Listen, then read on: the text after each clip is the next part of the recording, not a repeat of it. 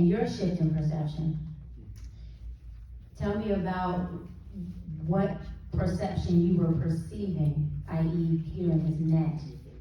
And I want to know what shift in your perception you had to make, and then tell me what you began to perceive as you started to shift your perception into a different way of thinking, because you mentioned that now you're complaining less. Now you're starting to shift, meaning perceive things in a more abundant, more positive, a more Christ-like way. Tell me about the shift of how you used to view it, and I want to know the result of that. And then how you now view it, and what are the results of that? Because every day we live in the results of our decision. Our decisions stem from what our three-part house, how we think, how we feel, and how we behave. Well, one of the things I don't come from a lineage of pastors and deacons and bishops and apostles. And I don't come from that lineage.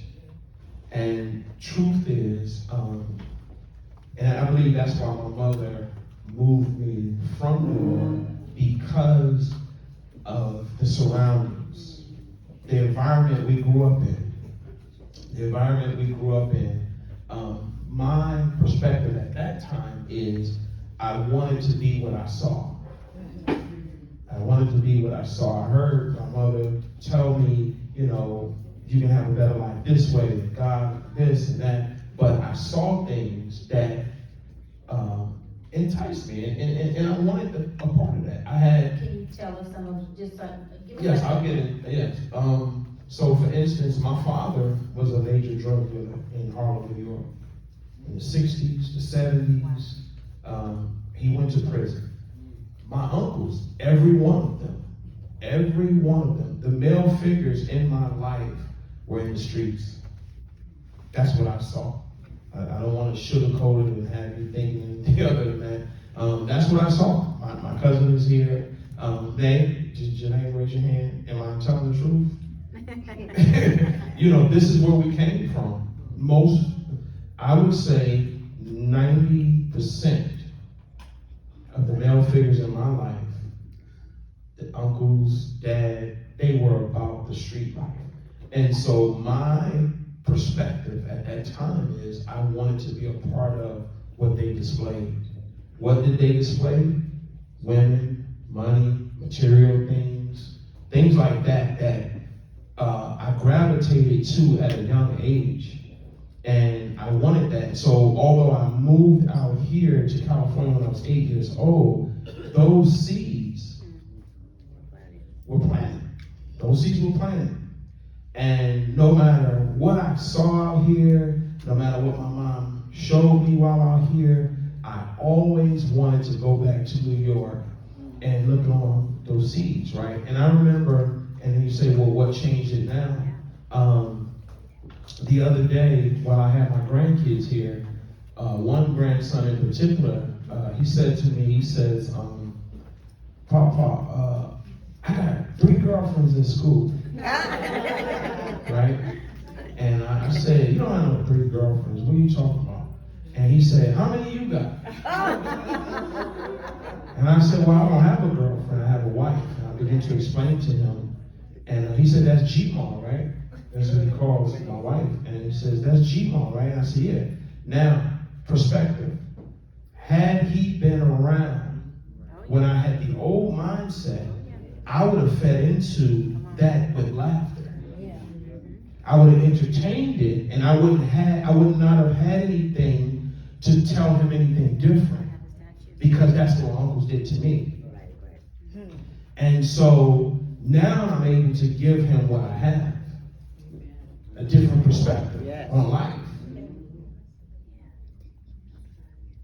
And so it's to me, he called me the other day, and he told my mom, and he said, Grandma, I was, Mom, what did he say? He said, because I asked him today again, yesterday, because I told him to the church today, he said, I went to school and I was praying for the people in my class.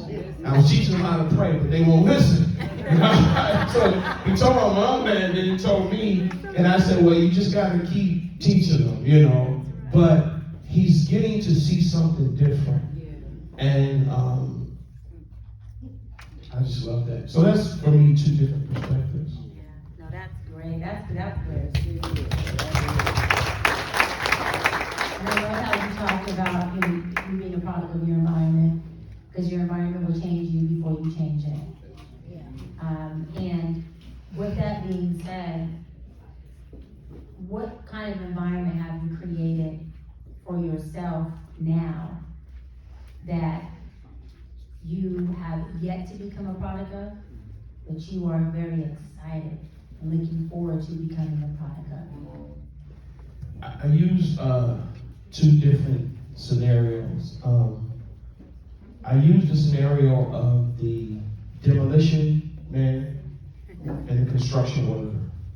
The demolition man, he comes to tear down, and the construction worker comes to build up.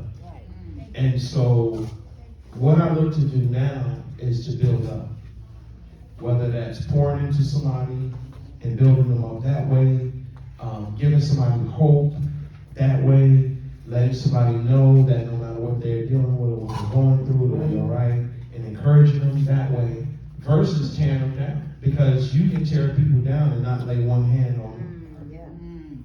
It's just by what you pour in them.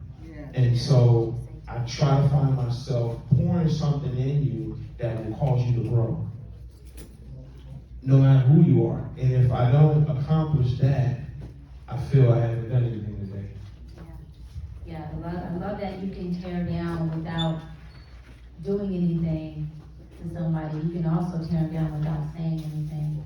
Your energy can be very destructive, right? The way you show up, your body language, that nonverbal communication, it shatters a lot of dreams, right? It disempowers, it emasculates a lot of men. That nonverbal communication that we have to have awareness of as well. You mentioned how you pour into other people and how important that is to plant these seeds that you want to harvest in them, right? Good seeds, positive seeds, God seeds, Christ-like seeds, seeds that would work for them and not against them. What are some of the seeds that you nurture within yourself as a man? And what is some of that self-talk that you use as a fertilizer for those seeds? Well, every Friday I go to prayer at 7:30 in the morning with pastors and bishops. And I think for us to be in that setting, and we all pour out, but we're in this setting together, pouring into one another. And it's very fruitful, it's very helpful, because you'll be surprised about the things that pastors, the challenges, and I believe that the communication, you don't bottle stuff up and just keep it to yourself, and then one day that pastor just explodes because they don't have the release. And I think by being around other men of God, who are strong men of God, solid men of God, who got a reputation as a man of God, it really helps, because again, resort back to when I was younger, I didn't have that. I didn't see that. It's nobody's fault. It's not my mom's fault, it's nobody's fault. It's just your environment. That's what was produced. And when I'm in this circle, there's a huge difference. And it's more so wise counsel. And when I was younger, I was amongst foolish counsel. So I know the difference. The wise counsel is something that I realized it comes from God. The foolish counsel comes from the originators, the devil. Yeah. And so God says, seek wise counsel, and it really helps. It really helps, and that for me causes a lot of growth.